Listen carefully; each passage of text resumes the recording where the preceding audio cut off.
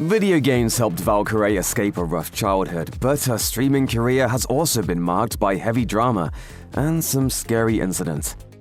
When Valkyrae was just a kid, her brother tragically took his own life. While that unimaginable loss certainly hit her hard, she believes that it hit her father even harder.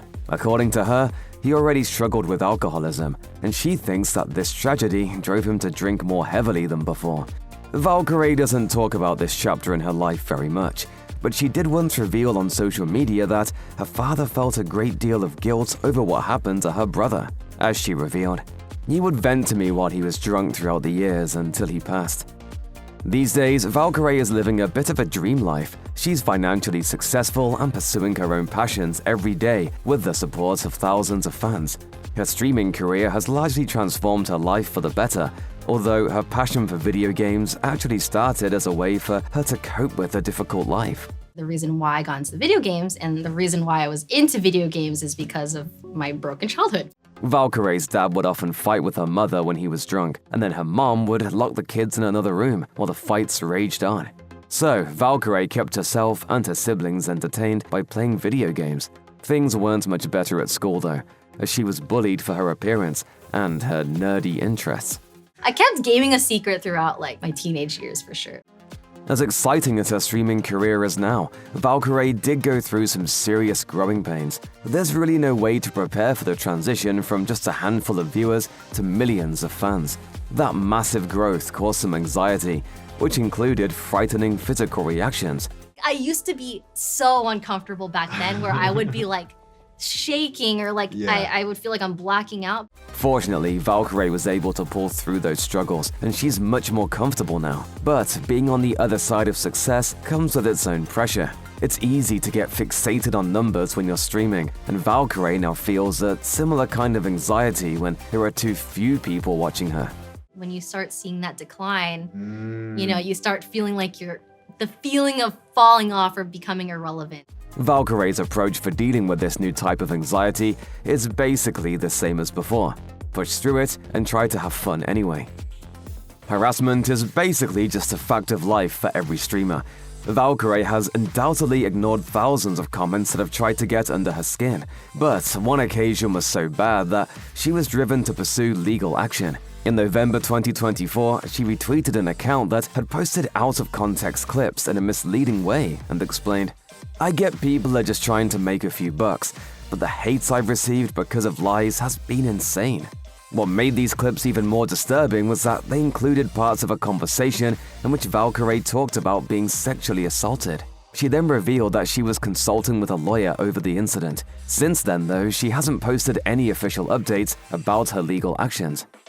Streamers spend a huge amount of time on camera in front of their fans, which can make it difficult to establish a firm boundary between their public and private lives. Valkyrae's approach has been to be incredibly open with her fans, occasionally letting them into her private sphere on her own terms.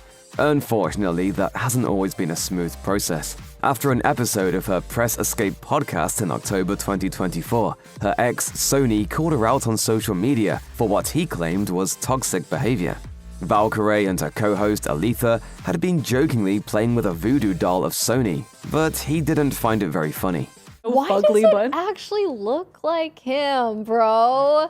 Sony posted on X about how he hadn't spoken to Valkyrae for years, but he was disturbed enough by the voodoo doll to call her out in public. As he revealed, "Our relationship was toxic on both sides. We both were hurt for our own reasons and hopefully healed at our own paces." This prompted fans of both creators to dive into all the drama. The day after Sony made his post, Valkyrae told her viewers that she had reached out to him to try to settle things privately. The process of packing up all your belongings and completely changing your living situation is something that most of us surely want to do as seldom as possible. So imagine how shocked Valkyrae's fans must have been when she revealed on an episode of Press Escape that she moves on a yearly basis. That sort of annual habit would be unfeasible for most people, but Valkyrae has a very firm reason for doing it. I think it's for safety because a lot of streamers have stalkers and a lot of streamers might get doxxed. Valkyrae clearly has plenty of experience dealing with the dangers that come from being a public figure on the internet.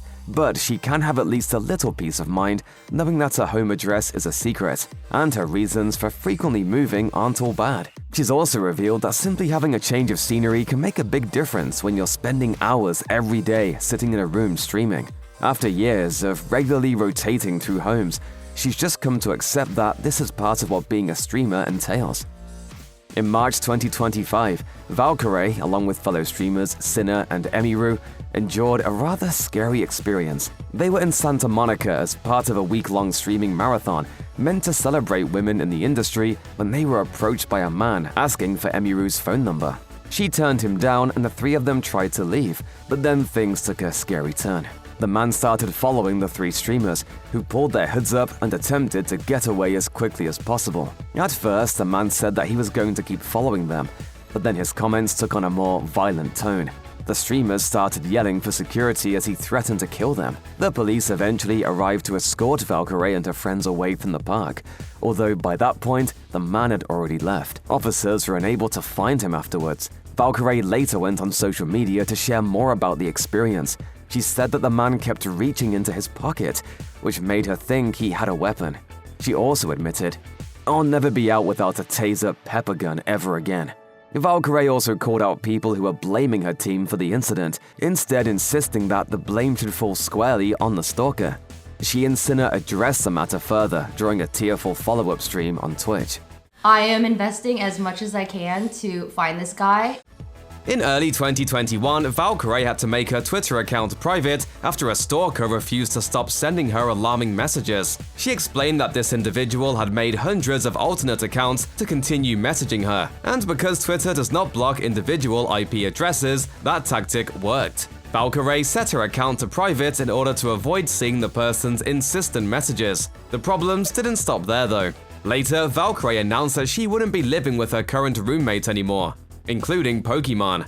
She said that she didn't have any issues with her current roommates, but that she needed to get out of a bad situation. Valkyrae explained, This house has pros and cons, and plus the address has been leaked by stalkers and stuff, so we all kind of just want to, get out of here. The House of Streamers did part ways, or moving to separate homes. Valkyrae said she was looking forward to living on her own for a while.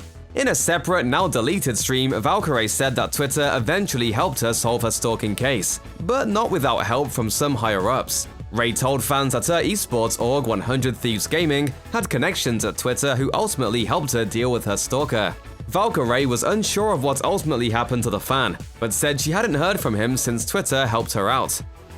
Valkyrae tries to be authentic with her audience, and she's even admitted to personal struggles she's experienced. Once on stream, Valkyrae surprised herself by talking about a time she considered self-harm, even recounting a moment when she had a blade in her hand and thought hard about hurting herself.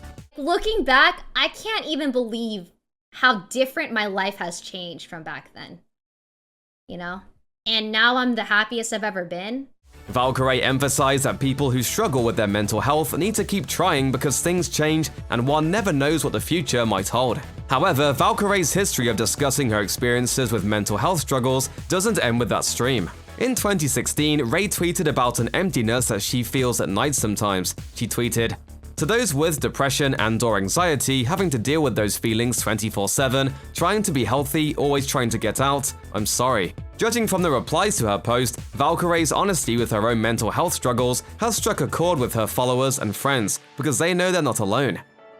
Valkyrae found herself rushing to the hospital after she woke up in tremendous pain one night. Once at the hospital, she endured a grueling 6-hour stay. The pain and subsequent hospital trip forced Valkyrae's hand, leading to her cancelling a stream and reevaluating her lifestyle. Even though Valkyrae's doctors didn't find any abnormal test results, she opened up about her scary hospital visit in a later video, saying it was one of the worst days she'd experienced in a long time. It was a traumatizing experience, and I just could not believe people work there every single day for a living. From unruly patients to nurses just trying to make it through their shift, Valkyrae had a difficult few hours under medical care. After being discharged, she decided to stay home instead of returning to the hospital for a follow-up appointment, closely monitoring her condition in case anything changed. Valkyrae speculated that her diet and lifestyle might be to blame for the sudden onset of pain. She explained to viewers that she felt overdue for a checkup and that the sudden pain might have been her body's way of telling her to take better care of herself. After all, long streaming hours don't exactly do the body any favors. I'm so upset that I haven't been taking care of my health as best as I could be. And so I'm just like on myself, telling myself that I deserve it. One of the most tragic events Valkyrae has endured was the loss of her father, who passed away in 2017 from cancer. According to a report from the New York Times, Valkyrae was able to use her profits from streaming to provide quality end-of-life care for her father. After her father died, Valkyrae wrote a heartfelt message to him on Instagram. She said that death was, quote, the hardest to accept, but this is life, and we can learn from the hardships. Valkyrae still thinks of her father often. In the video about her traumatic hospital visit, Valkyrae mentioned that an older man she encountered reminded her of her father when she was sick, which likely only made the visit more alarming. It just reminds me of my dad's voice when he was going through cancer and when he was dying. When fellow streamer Dr. Lubo tweeted that his dad had passed, Valkyrae responded in solidarity, "I lost my dad last year. We knew he was going to pass, but it was still difficult. So sorry for your loss. Biggest life reminder to love and appreciate your loved ones as much as possible." When a follower asked how she had coped with the loss of her father, Ray said that she made sure to appreciate her other loved ones more than ever before, and to value the present moment. She also explains that death is a natural part of life and that everyone must go through it. Through sharing one of her most difficult experiences, Valkyrae helped teach others about the importance of valuing loved ones. If you or someone you know is struggling with mental health, please contact the crisis text line by texting HOME to 741-741. Call the National Alliance or Mental Illness Helpline at 1-800-950-NAMI 6264, or visit the National Institute of Mental Health website.